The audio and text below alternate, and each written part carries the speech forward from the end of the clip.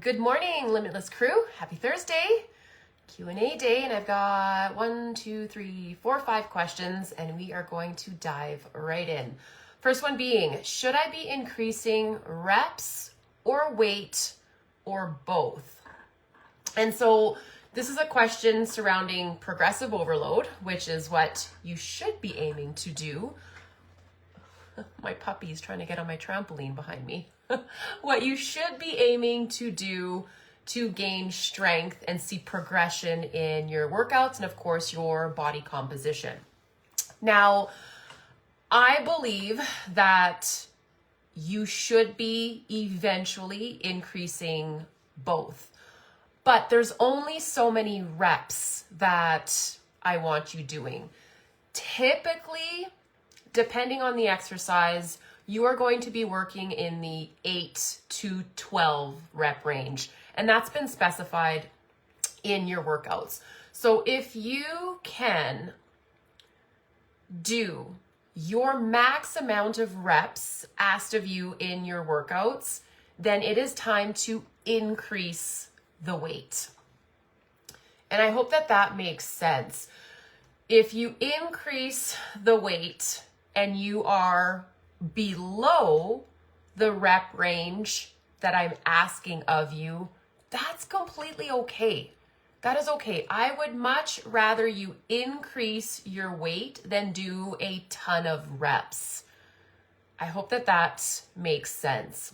You always want to be working to almost failure, where your last few reps are hard to do.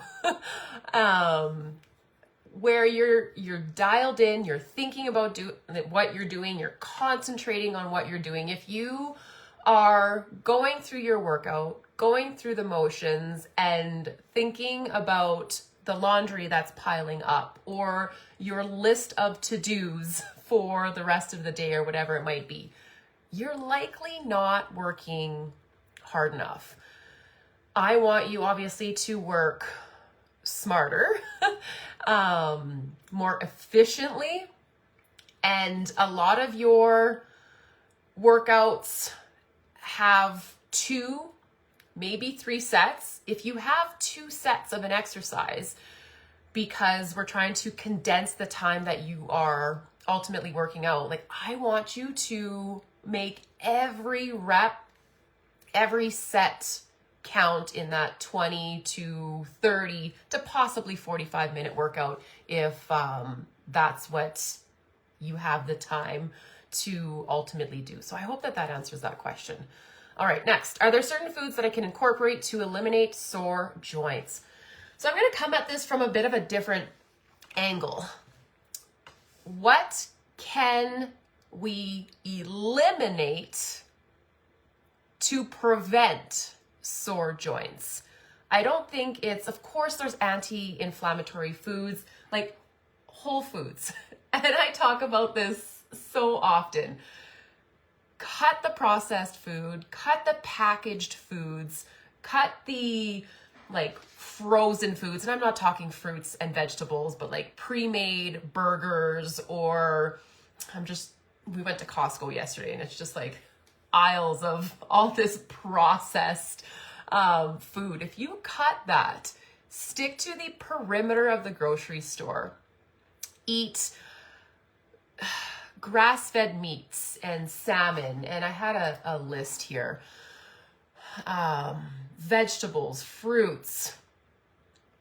We want to avoid, so I guess I'll go back to what we should avoid. We want to avoid processed food, highly sugary foods, fried foods, anything that's really refined. If you are struggling with inflammation, even like refined grains like breads, pastas, things that have been taken from their natural state can cause inflammation.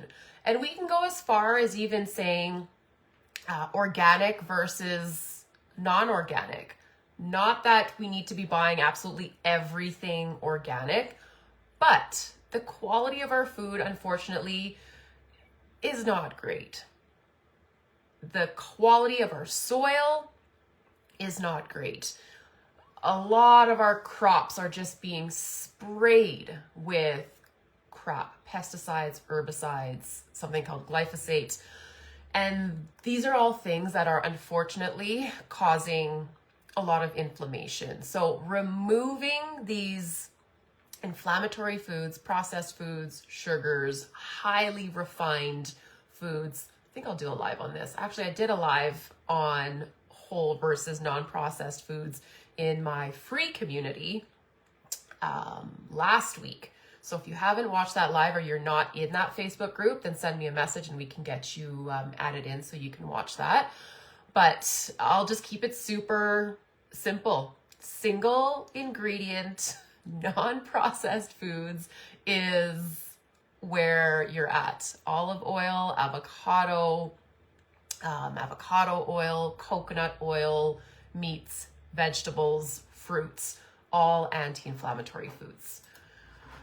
All right, talking about creatine next. I started taking creatine for the last 2 to 3 weeks. I'm noticing it in my workouts because I've had to up my weight for some of my sets and feeling noticeably stronger. That is freaking fantastic.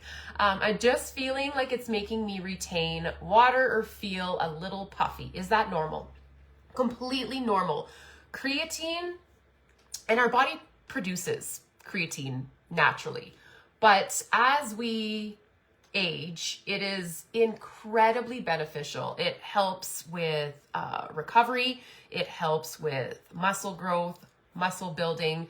And as women, like, we need to protect our muscle at all costs. It helps you through the transition of perimenopause.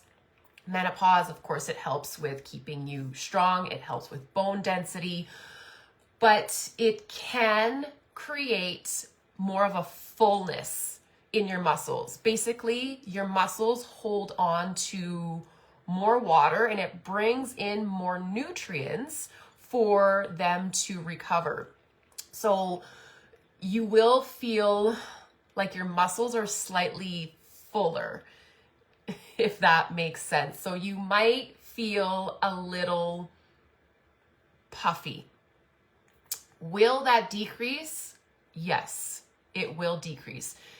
But creatine isn't for everybody. Not every supplement is for everybody.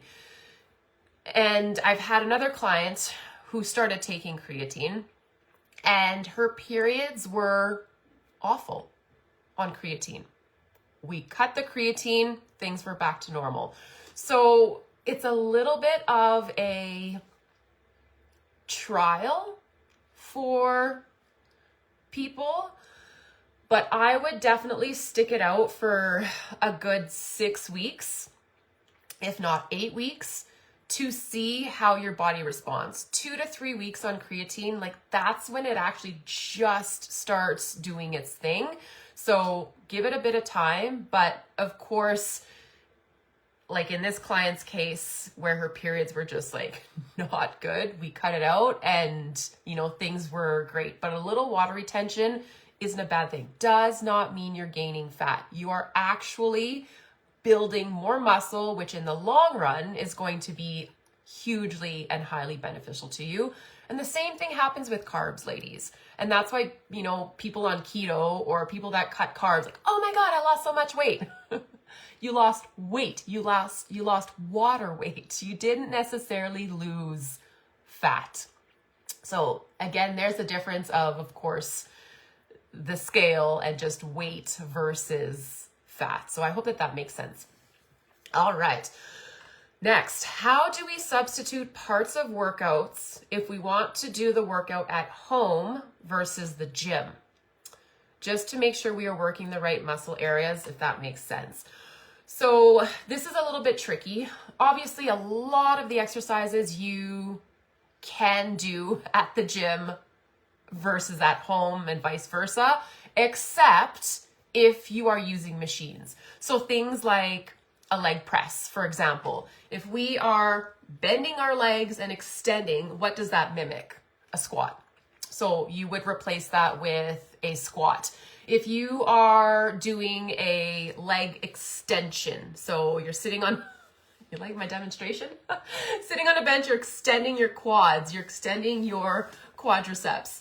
I would do squats once again, just because I know that squats will work, of course, quads, it will work your glutes, but I would replace that with squats. If you're doing a hamstring curl on a machine, then I would replace that with a deadlift. So this is a little bit of an advanced question. If this is the case, you can always reach out to me. I can help you to make modifications. The cool thing about Trainerize though, is that you can substitute exercises. So I believe when you go into your workout, if I'm not mistaken, beside your specific exercise, there's 3 little dots on the right-hand side, or 2 dots or 1 dot.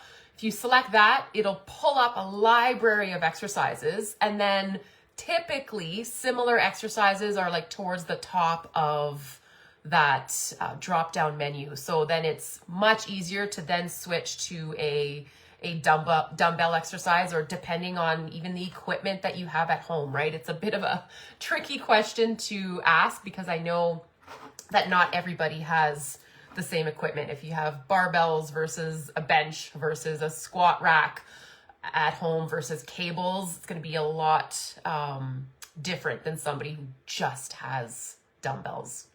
I hope that makes sense. All right, what's more beneficial, Celtic or Himalayan sea salt? So they're both quite similar. They are different in that they come from different places. So Himalayan salt is mined from ancient seabeds in the Himalayas, and Celtic sea salt is harvested from evaporated seawater.